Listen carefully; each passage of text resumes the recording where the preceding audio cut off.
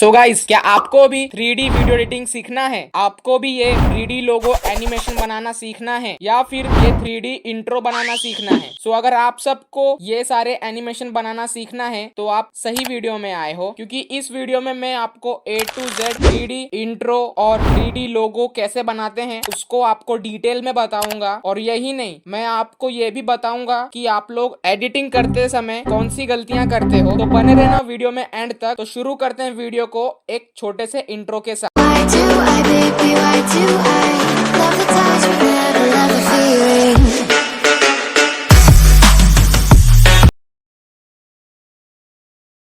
सो इस 3D effect को बनाने के लिए आपको अलाइट मोशन ऐप को ओपन कर लेना है। ओपन करने के बाद मैंने यहाँ पे अभी अपना बैकग्राउंड इंपोर्ट कर लेता हूँ। इंपोर्ट करने के बाद मैं इस बैकग्राउंड की Z एक्सिस की वैल्यू को 3000 कर देता हूँ। 3000 करने के बाद मैं इसको बराबर से फ्रेम में एडजस्ट कर लेता हूँ। इसकी साइज को इंक्रीज कर लेता हूँ।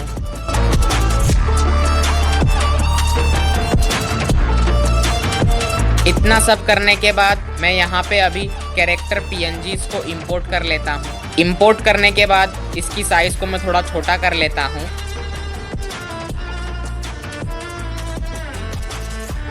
साइज को छोटा करने के बाद मैं इसको बराबर से एडजस्ट कर लेता हूँ।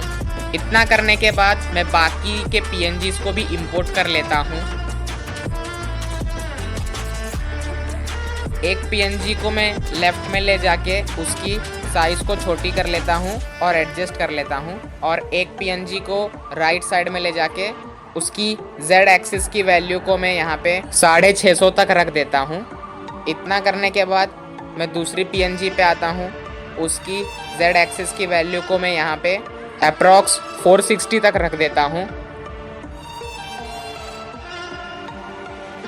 इतना करने के बाद यहाँ से आपको डन करना है और फिर बीच वाली PNG पे आपको क्लिक करना है और इसकी Z एक्सिस को आपको इंक्रीज करना है, क्योंकि आपको इस PNG को छोटा दिखाना है। तो मैं यहाँ पे 1200 तक रख देता हूँ इसको। इतना करने के बाद आपको PNGs को बराबर से एडजस्ट कर लेना है। उनकी साइज़ को थोड़ी आपको छोटी कर लेनी है। छोटी करने के बाद उसको आपको बराबर से एडजस्ट कर लेना है फ्रेम में। यही सेम प्रोसेस आपको दूसरे PNG के साथ भी करना है। तो मैं फटाफट से करके आपको दिखाता हूँ।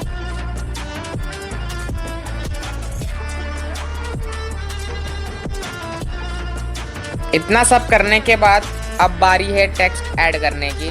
तो यहाँ से आपको टेक्स्ट पे आना है। यहाँ पे आप अपना टेक्स्ट लिख सकते हो। तो मैं यहाँ पे 1999 लिख रहा हूँ और इसके कलर को मैं वाइट कलर दे देता हूँ, और इसके फॉन्ट को मैं यहाँ पे लेमन मिल्क बोल्ड दे रहा हूँ। आप भी दे सकते हैं, आपके मर्जी का जो भी फॉन्ट रहेगा। और फिर यहाँ से मैं इसकी साइज़ को इंक्रीज कर लेता हूँ यहाँ पे 64 तक, और फिर यहाँ से मैं डन करता हूँ। और फिर मैं यहाँ पे एडजस्ट सेटिंग्स में आके यहाँ से भी इसकी साइज़ को इंक्रीज कर लेता हूँ थोड़ा। इंक्रीज करने के बाद मैं इसको ऊपर स्काई के पास एडजस्ट कर लेता हूँ बराबर से। एडजस्ट करने के बाद हमको इसको स्काई में ब्लेंड करना है। तो यहाँ पे आपको ब्लेंड एंड ओपेसिटी पे आना है। आने के बाद आपको इसकी ओपेसिटी को 40% तक रख देनी है। तो आपका टेक्स्ट बराबर से ब्लेंड हो जाएगा स्काई में। इतना करने के बाद यहाँ से डन करना है। फिर यहाँ से प्लस वाले ऑप्शन पे आपको क्लिक करना है। यहाँ पे ऑब्जेक्ट में आना है। यहाँ पे नल ऑब्जेक्ट को आपको इंपोर्ट करना है, और उससे पहले मैं सभी लेयर्स की टाइमलाइन को इंक्रीज कर लेता हूँ।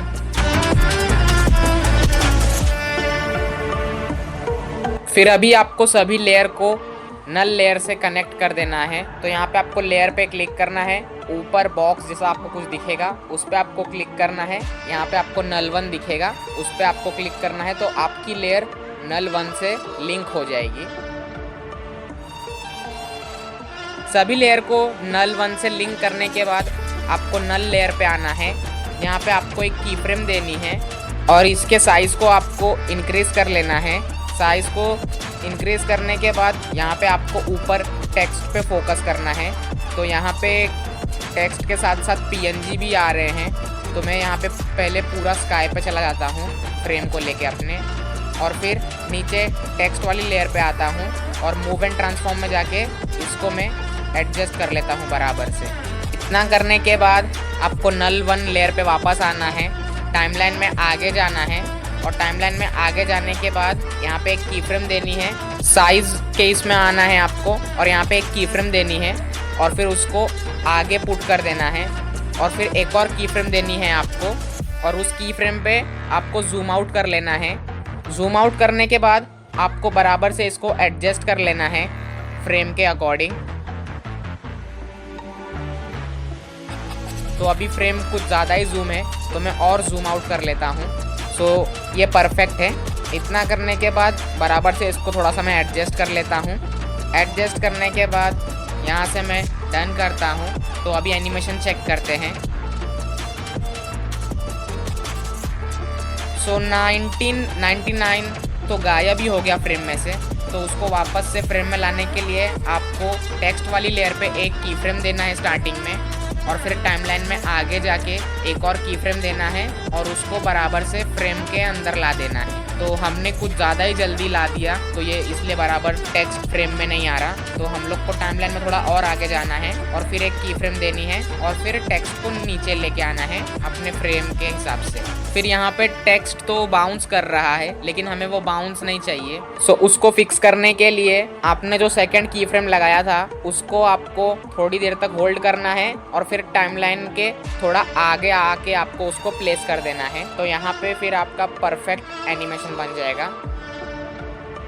सो ये अभी ज़्यादा स्मूथ नहीं दिख रहा तो इसको और स्मूथ बनाते हैं। इसको और स्मूथ बनाने के लिए यहाँ पे आपको फर्स्ट कैरेक्टर पीएनजी पे क्लिक करना है। स्टार्टिंग में मूव एंड ट्रांसफॉर्म में आके आपको एक की फ्रेम देनी है दोनों कैरेक्टर पीएनजी पे। सेंटर वाली पे आपको नहीं देना है, सिर्फ लेफ्ट और राइट वाली कैरेक्टर पीएनजी पे आपको मूव एंड ट्रांसफॉर्म पे एक की फ्रेम देनी है। फिर टाइमलाइन में आपको आगे जाना है। आगे जाने के बाद एक की फ्रेम देनी है और की फ्रेम देने के बाद आपको कैरेक्टर को सेंटर वाले कैरेक्टर के पास ला देना है। यही सेम प्रोसेस आप सेकेंड पीएनजी में भी करेंगे। टाइमलाइन में आगे जाके आपको मूव एंड ट्रांसफॉर्म में एक की फ्रेम देनी है और उस कैरेक्टर पीएनजी को मेन कैरेक्टर पीएनजी के पास में लाके आपको रख देना है। इतना करने से देखिए आपका एनिमेशन और स्मूथ बन गया। तो अभी हमें दिखाना है कि ये कैरेक्टर्स बीच में से वैनिश हो गए हैं। तो ऐसा इफेक्ट क्रिएट करने के लिए आपको कैरेक्टर पीएनजी पे क्लिक करना है। यहाँ पे ब्लेंड एंड ओपेसिटी पे आपको आना है। यहाँ पे आपको एक की फ्रेम देनी है और टाइमलाइन में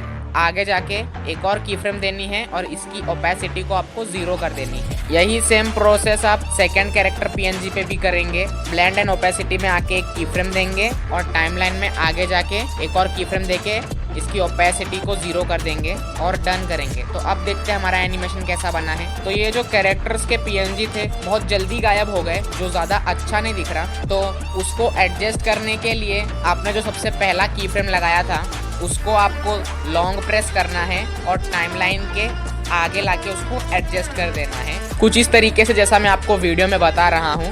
सेम टू सेम आपको ऐसा ही करना है। आपने जो फर्स्ट की फ्रेम लगाई थी उसको उठा के आगे करना है। जैसे ही आप इतना कर लोगे तो आपका यहाँ पे 3D इंट्रो एनिमेशन बन के रेडी है कुछ इस तरीके से। तो बढ़ते हैं नेक्स्ट इफेक्ट की तरफ, वो है 3D लोगो एनिमेशन। तो इस एनिमेशन को बनाने के लिए सबसे पहले आपको अपने लोगो को अलाइट मोशन में इंपोर्ट कर लेना है। इंपोर्ट करने के बाद उसको अच्छे से एडजस्ट कर लेना है अपने अकॉर्डिंग।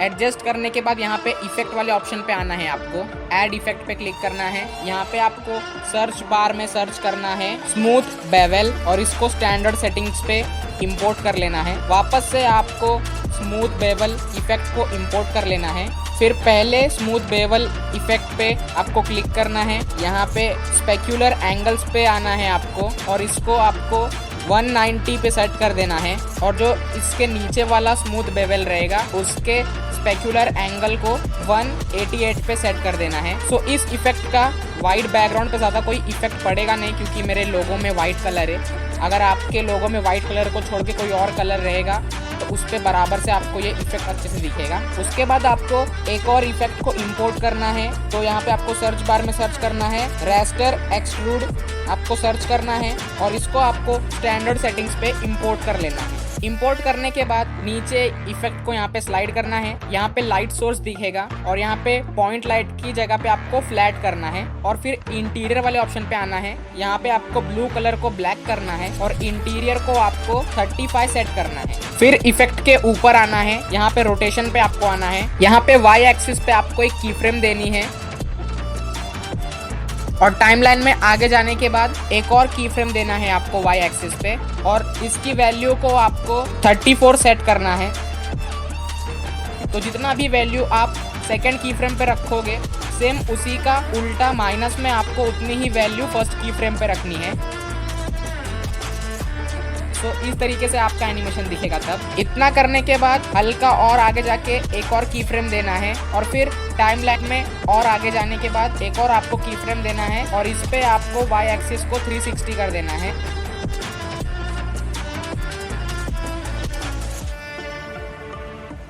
इतना करने के बाद टाइमलाइन में आपको आगे जाना है, एक और की फ्रेम देना है, और इस बार इसकी वैल्यू को आपको 390 पे सेट कर देना है। इतना करने के बाद फिर आपको यहाँ पे लास्ट की फ्रेम से थोड़ा पहले की फ्रेम देना है एक्स एक्सिस पे, और फिर जहाँ पे वाई एक्सिस है उसके बाद एक और की फ्रेम देना है आपको एक्स एक्सिस पे ही। सेकंड की फ्रेम पे आपको एक्स एक्सिस की वैल्यू को -13 रखना है। इतना करने के बाद यहाँ पे आपको ग्राफ वाले सेशन में आना है, और यहाँ पे थर्ड ग्राफ दे देना है सभी की फ्रेम्स के बीच में।